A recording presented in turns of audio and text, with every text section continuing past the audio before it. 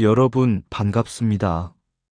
오늘 우리는 불교의 가르침이 경전 속 문장에 머무르지 않고 어떻게 한 사람의 서원과 한 공동체의 실천을 통해 세상 속에서 살아 숨쉬게 되었는지를 함께 살펴보고자 합니다. 삶은 누구에게나 생로병사의 물결을 건너게 합니다. 건강할 때는 잊고 지내지만 병고 앞에 서면 인간은 가장 연약한 존재가 됩니다. 그리고 그 마지막 길목에서 누군가의 따뜻한 손길과 조용한 동행이 있다면 그 고통은 두려움이 아니라 평온한 이별의 준비가 될 수 있을 것입니다. 오늘 말씀드릴 이야기는 바로 그러한 자비의 손길을 온몸으로 실천해 온 한불교 공동체에 대한 이야기입니다. 의료봉사와 재난구호, 그리고 임종을 앞둔 이들을 위한 돌봄까지 불교의 자비가 어떻게 병원이 되고 구호 현장이 되고 삶의 마지막 등불이 되었는지를 따라가 보려 합니다. 경전은 말합니다. 고통이 있는 곳에 보살의 발걸음이 먼저 닿는다고. 이 시간 우리는 그 발걸음의 자취를 따라 불교의 숨결이 어떻게 세상의 아픔을 어루만져 왔는지, 그리고 그 진리가 오늘 우리의 삶 속에 어떤 울림을 남기는지 조용히 함께 느껴보는 시간을 가져보겠습니다. 고요히 마음을 모으시고 자비의 길 위에 놓인 한 편의 이야기를 함께 걸어가 보시지요. 어느 날 한 노보살이 병원 창가에 조용히 누워 있었습니다. 긴 세월 가족을 위해 살았지만 정작 마지막 길을 앞두고는 곁에 머물 사람이 많지 않았습니다. 병실 안에는 기계의 작은 소리와 희미한 숨결만이 오가고 있었습니다. 그때 회색 버비를 입은 한 비군이 스님이 병실 문을 조용히 열고 들어왔습니다. 손에는 작은 염주와 따뜻한 물수건이 들려 있었습니다. 스님은 아무 말 없이 노보살의 손을 잡아주었습니다. 차가워진 손끝에 온기가 전해지자 노보살의 눈가에 맺혀있던 긴장이 서서히 풀리기 시작했습니다. 무섭지 않으십니까? 작은 목소리로 묻자 노보살은 한참 뒤에야 힘겹게 웃었습니다. 이제는 괜찮습니다. 누군가 와줄 줄 알았습니다. 스님은 염주를 굴리며 짧은 연부를 이어갔습니다. 병실 안 공기는 기도 소리와 함께 잔잔히 가라앉았습니다. 마치 거친 파도가 물러가고 고요한 바다가 다시 모습을 드러내듯이. 잠시 후 노보살은 마지막 숨을 내쉬었습니다. 얼굴에는 두려움 대신 평온이 머물러 있었습니다. 스님은 합장한 채 조용히 말했습니다. 혼자가 아니셨습니다. 마지막 길에도 법은 함께합니다. 그날 이후 병원 복도에는 이런 말이 전해졌습니다. 임종을 돌보는 손길은 생명을 붙잡는 의술과는 다른 자비이며 죽음을 이기려는 노력이 아니라 죽음마저 평온하게 건너게 하는 보살행이라고. 사찰의 종소리는 늘 같은 시각에 울리지만 어떤 이는 그 소리를 수행의 시작으로 듣고 어떤 이는 세상을 향해 나아가라는 부름으로 듣습니다. 대만 동쪽 바다 안개가 낮게 깔리던 어느 새벽이었습니다. 젊은 비군이 한 분이 허름한 시장 골목을 지나고 있었습니다. 그날따라 발걸음이 무거웠던 이유는 새벽 장터 한쪽에서 만난 한 노인의 죽음 때문이었습니다. 병원에 갈 돈이 없어 집에서 임종을 맞았고 장례를 치를 형편조차 되지 않아 이웃들이 모금으로 마지막을 도왔습니다. 그 광경 앞에서 비구니는 오래 서 있었습니다. 불법이 저분의 마지막 길에 무엇을 해드렸는가? 그 질문은 화두가 되어 가슴에 박혔습니다. 그 비구니가 바로 증엄대사였습니다. 서원의 씨앗. 출가 이후 줄곧 수행에 전념했지만 그날 이후 스님의 기도는 달라졌습니다. 깨달음을 구하는 기도에서 고통을 덜어주게 해달라는 기도로 법당 안념불 소리보다 병상 곁 신음소리가 더 크게 들리기 시작했습니다. 스님은 결심했습니다. 사찰 담장 안의 자비로는 부족하다. 자비가 세상 속으로 걸어나가야 한다. 비구니 공동체의 탄생. 그 뜻에 공감한 비구니들이 하나둘 모였습니다. 수행만 하던 손이 붕대를 감기 시작했고 염주를 굴리던 손이 구호물자를 나르기 시작했습니다. 이렇게 태어난 단체가 바로 자제공덕회였습니다. 이 공동체의 특징은 분명했습니다. 지도자도 비구니, 실무자도 비구니, 수행과 봉사가 분리되지 않는 구조. 당시로서는 파격이었습니다. 여성 출가자가 사회 조직을 이끌고 의료와 구호의 전면에 선다는 것은 전례가 드문 일이었기 때문입니다. 그러나 그들의 눈빛에는 주저함이 없었습니다. 수행은 좌선만이 아니라 고통을 덜어주는 행위 자체라는 확신이 있었기 때문입니다. 사찰을 넘어선 수행. 스님들은 말했습니다. 부처님은 길 위에서 중생을 만나셨다. 그래서 병원이 도량이 되었고 재난 현장이 법당이 되었으며 임종병실이 마지막 설법의 자리가 되었습니다. 수행은 더 이상 산중의 고요만이 아니라 세상의 울음 속으로 들어가는 용기가 되었습니다. 두 흐름의 만남과 대비. 같은 대만 불교 안에서도 길은 서로 달랐습니다.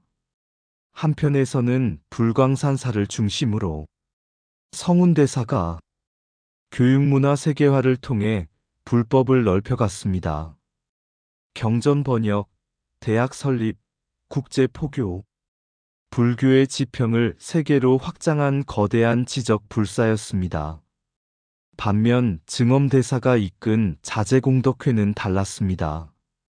그들은 학교보다 병원을 먼저 세웠고 강연장보다 재난 현장으로 먼저 달려갔으며 포교보다 구호를 앞세웠습니다. 말로 전하는 불법이 아니라 몸으로 증명하는 불법이었습니다. 자비의 조직, 수행의 다른 이름. 어느 제자가 물었다고 합니다. 스님, 우리는 수행을 하는 것입니까? 아니면 봉사를 하는 것입니까? 증엄대사는 조용히 답했습니다. 고통을 덜어주는 순간 그대 마음에 아집도 함께 덜어진다. 그러니 그것이 곧 수행이다. 그리하여 이 공동체는 비구니 지도력으로 세워졌으되 세상의 아픔을 품는 거대한 연꽃이 되었습니다. 사찰 담장을 넘어선 자비, 임종의 손을 잡아주는 수행, 재난 속으로 걸어 들어가는 보살행. 불교의 순결은 그렇게 경전의 문장을 떠나 사람의 체온 속에서 다시 살아나기 시작했습니다. 자비는 마음 속에서 완성되지 않는다. 고통 곁에 앉을 때 비로소 수행이 된다. 법당의 향불이 꺼지는 곳에서 보살의 발걸음은 병실로 이어진다. 깨달음은 멀리 있지 않다. 한 생명의 손을 잡아줄 때 이미 그 자리에 있다. 수행이 산중에만 머문다면 자비는 세상을 건너지 못한다. 염불로 닦은 마음은 눈물 닦아주는 손길로 증명된다. 죽음을 막을 수는 없으나 두려움을 덜어줄 수는 있다. 마지막 숨결을 평온히 지키는 일, 그것이 생을 공경하는 가장 깊은 예경이다. 사찰의 담장은 수행을 가두기 위해 있지 않다. 자비를 세상으로 내보내기 위해 있다. 붕대를 감는 손도 중생을 어루만지는 설법이 된다. 고통이 있는 자리라면 그곳이 곧 도량이다. 몸으로 실천한 하루는 천권의 경전보다 깊이 남는다. 자비는 위로 내려다보지 않는다. 같은 눈높이로 앉아 손을 잡는다. 임종의 고요 속에서 삶의 진리가 가장 또렷이 빛난다. 보살은 기적을 만들지 않는다. 다만 절망 속에 혼자가 아님을 전할 뿐이다. 수행의 끝은 깨달음이 아니라 다시 세상 속으로 걸어 들어가는 용기이다. 사람의 삶은 4개의 문을 지난다고 합니다. 태어남의 문, 늙음의 문, 병듦의 문, 그리고 떠남의 문. 그 가운데 마지막 2문 앞에서 인간은 가장 작아지고 가장 외로워집니다. 병상 곁에서 시작된 서원. 어느 날 한 수행자가 병원을 찾았습니다. 수행 상담을 위해서가 아니라 신도의 부탁으로 병문안을 가게 된 길이었습니다. 병실 안에는 여러 명의 환자가 있었지만 그 누구 곁에도 오래 머무는 이는 없었습니다. 의사는 치료를 했고 간호사는 처치를 했지만 죽음을 앞둔 두려움까지 어루만져 줄 손길은 부족했습니다. 그 모습을 바라보던 이는 깊이 생각했습니다. 몸의 병은 의술이 돌보지만 마음의 두려움은 누가 돌볼 것인가? 그 물음의 주인공이 바로 증엄대사였습니다. 의료가 곧 수행이 되다. 스님은 깨달았습니다. 불교가 생로병사를 말한다면 병과 죽음의 현장에 있어야 마땅하다고. 그래서 세운 원력이 있었습니다. 고통이 가장 깊은 자리에서 불법이 가장 따뜻해야 한다. 이 서원은 말에 그치지 않았습니다. 수행자들은 병원 설립을 발언했고 의료봉사를 단체의 핵심 슬로건으로 삼았습니다. 그렇게 태동한 의료불사가 자재공덕회의 2번째 날개가 되었습니다. 병원이 도량이 되다. 대만 전역에 불교병원이 세워졌고 그 중심에 상징처럼 자리한 곳이 있었습니다. 바다와 산이 만나는 도시 화롄, 그곳에 세워진 불교 종합병원입니다. 화롄 자재병원은 단순한 치료기관이 아니었습니다. 병실마다 연불 소리가 잦았고 임종실에는 향 대신 고요가 놓였습니다. 의술과 불법이 같은 공간에서 호흡하는 곳, 치료와 위로가 분리되지 않는 병원이었습니다. 동양 최초의 불교 호스피스, 특히 주목할 실천이 있었습니다. 바로 임종간호, 오늘날 말하는 호스피스였습니다. 서양에서 시작된 제도였지만 이를 불교적 돌봄으로 동양에 처음 접목한 곳이 자재공덕회였습니다. 그들의 임종 돌봄은 달랐습니다. 죽음을 연장하려 애쓰기보다 두려움을 덜어주는 데 집중했고 가족이 떠난 자리에도 수행자가 곁을 지켰으며 마지막 숨까지 혼자가 아님을 느끼게 했습니다. 그들은 말했습니다. 죽음을 치료할 수는 없지만 죽음을 건너는 마음은 돌볼 수 있다. 생로병사를 건너는 자비. 부처님이 말씀하신 4가지 고통, 생로병사, 자재공덕회의 의료 실천은 그 가운데 병과 사의 고통을 정면으로 마주한 수행이었습니다. 주사를 놓는 손에도 자비가 담기고 임종을 지키는 침묵에도 설법이 스며들었습니다. 죽음이 패배가 아니라 평온한 귀의가 되도록 돕는 일. 그것이 이들이 이해한 불교적 의료의 본질이었습니다. 한국으로 이어진 숨결. 이 움직임은 국경을 넘었습니다. 한국 불교계에도 호스피스 활동이 점차 확산되었고 임종 돌봄 교육과 봉사가 이어졌습니다.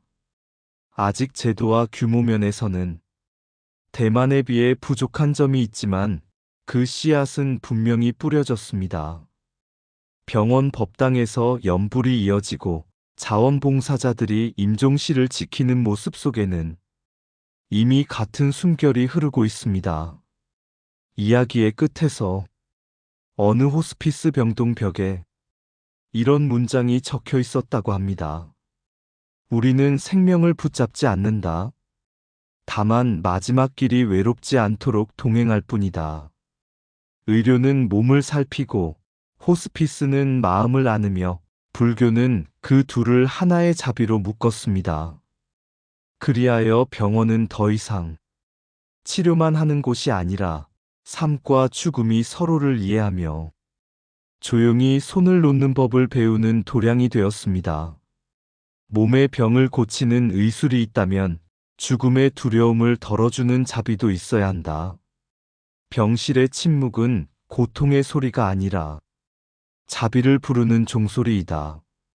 생명을 연장하는 일보다 마지막을 평온히 맞게 하는 일이 더 깊은 공덕이 될 때가 있다. 주사를 놓는 손끝에도 중생을 향한 보살의 서원이 스며든다. 의사는 몸을 살피고 수행자는 마음을 안는다. 임종을 지키는 고요는 천마디 설법보다 깊이 스며든다. 죽음을 막을 수 없다면 두려움 없이 건너게 해야 한다. 병원이 도량이 될 때 고통은 수행의 문이 된다. 마지막 숨을 돌보는 일은 한 생을 예경하는 가장 조용한 의식이다.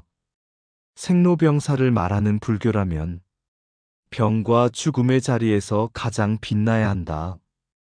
호스피스는 죽음을 준비하는 일이 아니라 삶을 온전히 마무리하게 하는 자비이다. 손을 잡아주는 시간은 짧지만 그 온기는 다음 생까지 이어진다. 치료가 끝나는 자리에서 자비의 돌봄은 시작된다. 혼자 떠나는 길이 아니라는 확신, 그것이 임종 돌봄이 남기는 가장 큰 선물이다. 삶의 마지막 문 앞에서 불교는 설법하지 않는다. 다만 함께 서 있을 뿐이다. 세상에는 종소리가 닿지 않는 곳이 있습니다. 경전이 전해지기 전에 울음이 먼저 번지는 자리, 재난의 현장은 늘 그렇게 시작됩니다. 무너진 자리에서 시작되는 불법. 큰 지진이 지나간 어느 도시였습니다. 건물들은 무너졌고 거리에는 먼지와 침묵이 뒤섞여 있었습니다. 사람들은 가족을 찾느라 이름을 불렀고 구조대의 장비 소리 사이로 아이의 울음이 가늘게 새어나왔습니다. 그때 아직 정부 구호가 도착하기 전 회색과 흰색 제복을 입은 사람들이 먼저 현장에 들어왔습니다. 그들은 무기를 든 군인도 장비를 든 기술자도 아니었습니다. 합장으로 인사를 건네는 불교 자원봉사자들이었습니다. 이들이 바로 자재공덕회의 구호단이었습니다. 500만 마음의 네트워크. 이 단체의 힘은 숫자에서만 나오지 않았습니다. 전 세계 500만 명이 넘는 후원자와 회원. 그러나 더 큰 힘은 누군가의 고통은 곧 나의 일이라는 공동의 서원에서 나왔습니다. 그래서 재난이 발생하면 회의보다 출발이 먼저였고 계획보다 발걸음이 앞섰습니다. 국경을 넘는 자비. 특히 일본 대지진과 같은 대형 재난 때 이들의 활동은 세계에 깊은 인상을 남겼습니다. 무너진 도시 한복판에서 따뜻한 식사를 나누고 임시 거처를 세우고 실종자 가족 곁에 조용히 앉아주었습니다. 구호 물자는 손으로 건넸지만 위로는 눈빛으로 전했습니다. 물질을 넘어 마음으로. 한 번은 이런 일이 있었습니다. 지진 직후 피난민들이 급히 대피하며 잠옷 차림으로 거리로 나왔습니다. 집도 가족도 연락이 닿지 않는 상황. 그들에게 가장 필요했던 것은 뜻밖에도 동전이었습니다. 공중전화를 걸기 위해서였습니다. 그 사실을 알아챈 자원봉사자들은 구호 물품보다 먼저 동전을 모아 피난민 손에 쥐어주었습니다. 작은 금속 몇 개였지만 그것은 가족과 다시 이어지는 희망의 소리였습니다. 그 순간 사람들은 느꼈습니다. 구홀한 물건을 나누는 일이 아니라 절박함을 먼저 알아차리는 마음이라는 것을. 행동하는 자비. 불교는 오래도록 자비를 말해왔습니다. 그러나 이들은 자비를 움직이는 동사로 바꾸었습니다.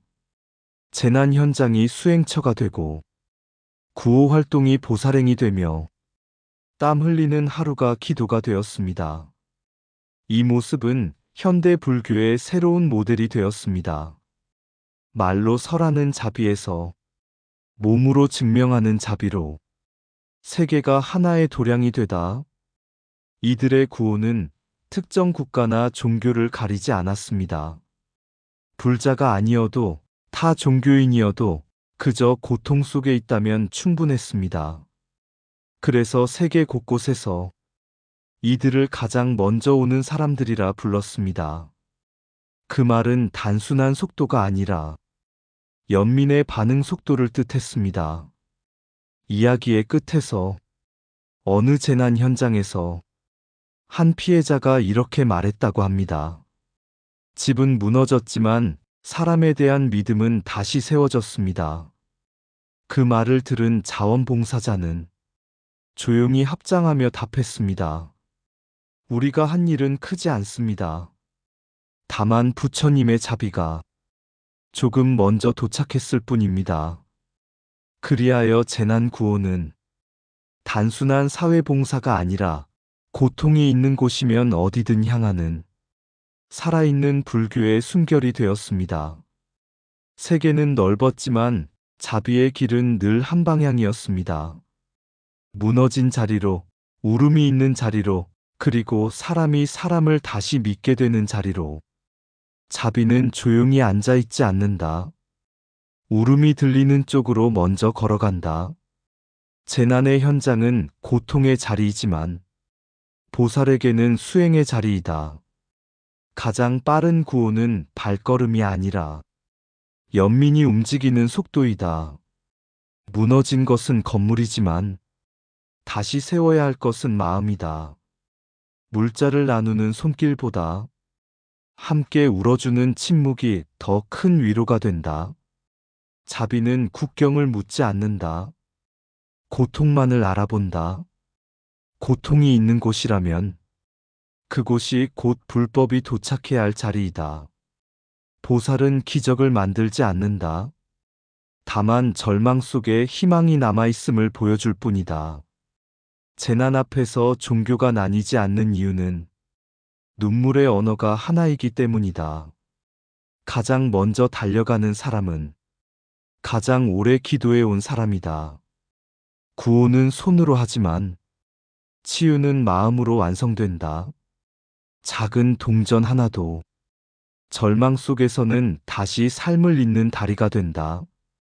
행동하지 않는 자비는 아직 세상에 도착하지 않은 서원이다. 세계가 하나의 도량이 되는 순간은 서로의 고통을 외면하지 않을 때이다. 재난의 잿더미 위에 다시 피어나는 것은 건물이 아니라 인간에 대한 믿음이다. 세 갈래의 이야기가 이제 한 물줄기로 모입니다. 비구니의 서원에서 시작되어 병상과 임종실을 지나 재난의 잿더미 위까지 걸어간 자비의 여정. 그 끝자락을 덮는 이야기. 먼 훗날 한 제자가 스승에게 물었습니다. 스님, 수행은 어디에서 가장 깊어집니까? 법당입니까? 선방입니까? 아니면 경전 속입니까? 스승은 한참 대답하지 않았습니다. 그리고 제자를 데리고 길을 나섰습니다. 먼저 데려간 곳은 병원이었습니다. 임종을 앞둔 이의 손을 잡고 조용히 연부를 이어가는 수행자 곁에 서게 했습니다. 이곳에서 사람은 삶을 내려놓는 법을 배운다. 다음으로 향한 곳은 재난 현장이었습니다. 무너진 집터 위에서 밥을 나누고 등을 두드려주는 자원봉사자들을 보여주었습니다. 이곳에서 사람은 서로를 다시 일으키는 법을 배운다. 마지막으로 데려간 곳은 작은 수행처였습니다. 새벽 예불이 막 끝난 법당, 향 연기만 고요히 떠오르고 있었습니다. 스승이 말했습니다. 이곳에서 사람은 마음을 닦는 법을 배운다. 제자가 고개를 끄덕이자 스승은 조용히 덧붙였습니다. 그러나 마음을 닦는 이유는 결국 다시 저곳으로 돌아가기 위함이다. 수행은 고요에서 시작되지만 완성은 고통 속에서 이루어집니다. 경전은 길을 밝히고 기도는 마음을 맑히며 자비는 세상 속에서 몸을 얻습니다. 비구니의 서원으로 태어난 공동체는 병원을 세워 생로병사를 어루만졌고 호스피스로 마지막 길을 밝혔으며 재난의 폐허 속에서 인간의 희망을 다시 세웠습니다. 그들의 발걸음은 설법이었고 그들의 침묵은 기도였으며 그들의 행동은 살아있는 경전이었습니다. 이제 우리는 묻게 됩니다. 불교는 어디에 있는가? 산중의 고요에만 있는가?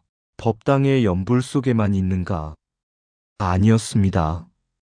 불교는 누군가의 손을 잡는 순간에 있었고, 불교는 울고 있는 사람 곁에 먼저 앉는 자리에서 숨 쉬고 있었습니다.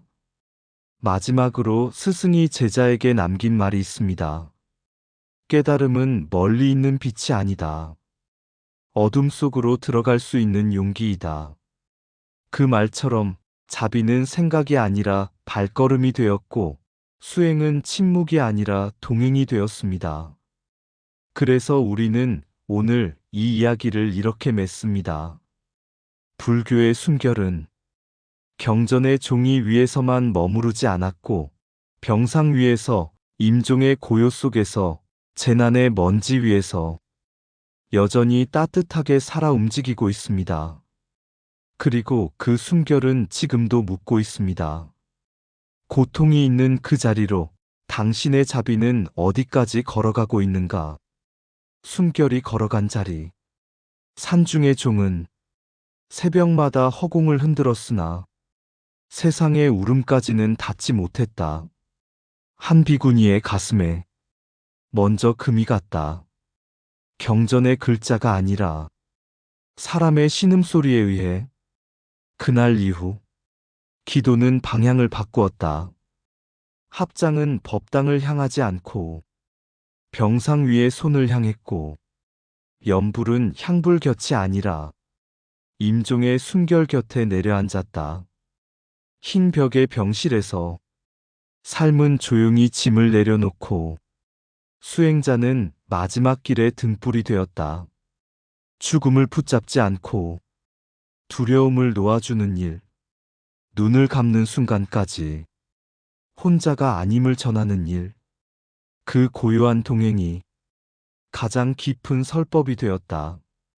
그러나 자비의 발걸음은 거기서 멈추지 않았다. 땅이 갈라지고 도시가 무너진 날, 종소리보다 먼저 먼지 속으로 들어간 사람들이 있었다. 밥 한 그릇을 건네며 등을 두드려주고 울음 곁에 말없이 앉아있던 손들. 그들은 말했다. 자비는 기도보다 먼저 도착해야 한다고. 동전 몇 개가 절망의 손에 쥐어지던 순간 끊어진 세상과 다시 이어지는 소리가 울었다. 작은 금속의 떨림 속에서 사람은 다시 사람을 믿기 시작했다. 산중의 수행, 병상의 수행, 재난 속의 수행이 마침내 하나의 순결로 이어졌다. 고요에서 태어나 고통 속으로 걸어가 다시 희망으로 돌아오는 길. 이제 우리는 안다. 불교는 책장 속에 머무르지 않고 손을 잡는 체온 속에, 눈물을 닦는 손끝 속에, 무너진 자리에서 일으키는 어깨 속에 살아 숨쉬고 있음을. 그러므로 자비란 멀리 빛나는 깨달음이 아니라 어둠 속으로 들어가는 발걸음이며 수행이란 세상을 떠나는 길이 아니라 세상 속으로 다시 들어오는 길임을 오늘도 어디선가 한 사람의 손을 잡기 위해 불교의 숨결은 조용히 사람의 모습으로 걸어가고 있다. 의상 맑고 향기로운 지혜의 샘이었습니다. 오늘도 좋은 날 되세요. 구독과 좋아요는 맑고 향기로운 지혜의 샘에게 큰 힘이 됩니다.